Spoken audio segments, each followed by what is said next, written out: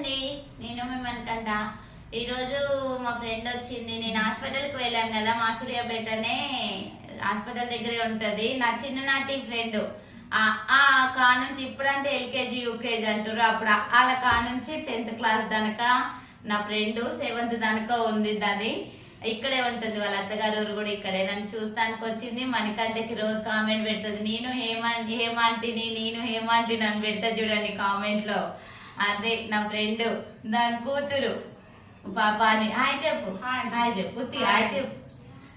నన్ను చూడడానికి వచ్చిందండి. మణికంఠ కొంచెం ఇంప్రూవ్ వచ్చింది కదా, ఎట్లుందని, ఆరోగ్యం ఎట్లుందని మందలిస్తానికి మణికంఠ కోసం వచ్చింది.